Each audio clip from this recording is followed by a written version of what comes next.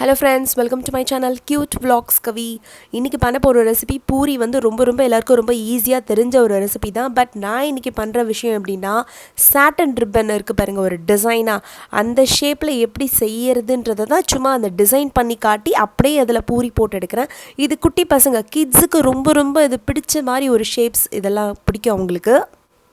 So நேற்று பண்ண சப்பாத்தி மாவில் கொஞ்சம் லெஃப்ட் ஓவர் கொஞ்சம் இருந்திருக்கு, அதை வச்சு இன்றைக்கி நான் செய்கிறேன். ஸோ உங்களுக்கு வந்து திரட்டுறது பிசையிறது இதெல்லாம் எதுவுமே நான் காட்ட தேவையில்லை, உங்களுக்கே அதெல்லாம் தெரியும்.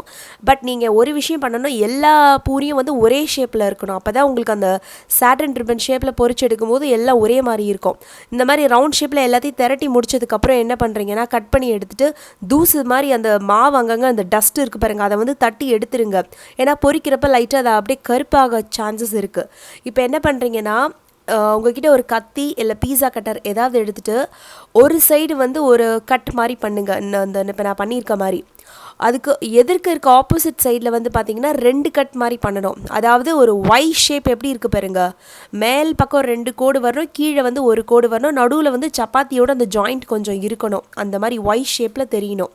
இப்போ என்ன பண்ணுறீங்கன்னா கீழே இருக்க அந்த ஃபோல்டிங் எடுத்து மேலே கட் பண்ண பீஸில் வந்து அந்த ஃபஸ்ட்டு லேயரில் வந்து நீங்கள் அப்படியே மடிச்சிடணும்.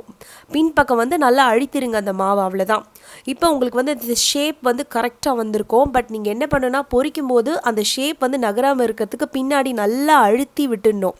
இப்போ உங்களுக்கு அழகாக அந்த ஒரு நெக் டிசைனில் அந்த ஃப்ராக்கில் வரக்கூடிய அந்த ஒரு சாட்டன் ரிப்பன் ஷேப் உங்களுக்கு அழகாக இப்போ இன்னொன்று செஞ்சு காட்டுறேன், அதே மாதிரி பண்ணுங்கள். நல்லா ஸ்ட்ரெயிட்டாக இருக்கணும், அந்த 2 கோடுக்கு நடுவில் ஸ்ட்ரெயிட்டாக அந்த கோடு வந்து தெரியணும். அப்போ தான் உங்களுக்கு அந்த ஷேப் வந்து லெவலாக இருக்கும். 2 பக்கமும் ஃபோல்ட் பண்ண பிறகு வர அந்த விங்ஸ் மட்டும் ஈக்குவலாக இருக்கும் 2 பக்கமும்.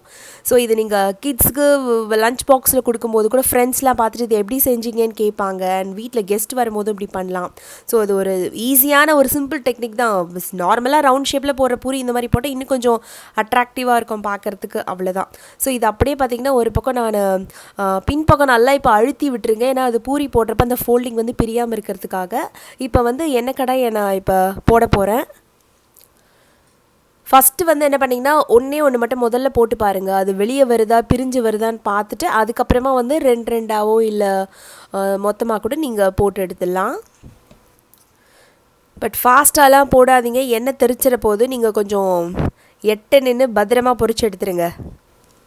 காலையில் நான் ஹஸ்பண்டுக்கு வந்து இட்லி உப்புமா செஞ்சு கொடுத்து அமிச்சாச்சு. இது வந்து பூரி வந்து வெறும் குட்டி பையனுக்கு மட்டும்தான் இப்போ நான் போட்டு கொடுக்குறேன். நான் ஆல்மோஸ்ட் இப்போ நான் எல்லா பூரியுமே இப்போ நான் போட்டு முடிச்சுட்டேன். மொத்தமாகவே ஒரு 6-7 பீஸ் தான் எனக்கு கிடச்சிது. ஏன்னா நைட் பண்ண சப்பாத்திலாம் மீதம் இருந்தது, லெஃப்ட் ஓவர் அவ்வளோதான் கிடச்சிது எனக்கு இதில். அண்ட் வீட்டில் குட்டி பையனும் பார்த்தீங்கன்னா இதை பார்த்தோன்னே ரொம்ப ஜாலி ஆகிட்டேன். அந்த டிஃப்ரெண்ட்டான ஷேப்பில் நான் பண்ணி கொடுத்துருக்கேன்றது அவனுக்கும் ஒரு எக்ஸைட்மெண்ட்டாக இருந்தது. ஸோ இப்போ நீங்களே பாருங்கள், கொஞ்சம் இப்போ ஆறிடுச்சு ஓரளவுக்கு எல்லா பூரியும். இப்போ பாருங்கள் சூப்பராக எல்லாம் பார்க்குறதுக்கு இப்போ ஒரு டிஃப்ரெண்ட்டான ஒரு மெத்தட் நானாக சும்மா ட்ரை பண்ணி பார்த்தேன், ஓரளவுக்கு ஏதோ அமைஞ்சு போயிடுச்சு. ஸோ ஃப்ரெண்ட்ஸ், நீங்களும் இந்த மாதிரி ட்ரை பண்ணி பாருங்கள் வீட்டில், எப்படி இருந்ததுன்னு கமெண்ட்டில் சொல்லுங்கள். அண்ட் வேறு எதனா என்ன ரெசிபி டிஃப்ரெண்ட்டாக என்ன பண்ணுறதுன்றதை நான் வேறு வீடியோவில் திரும்ப அப்லோட் பண்ணுறேன். ஸோ ஃப்ரெண்ட்ஸ், வீடியோ பிடிச்சிருந்தா சப்ஸ்கிரைப் பண்ணுங்கள், லைக் பண்ணுங்கள். Bye bye.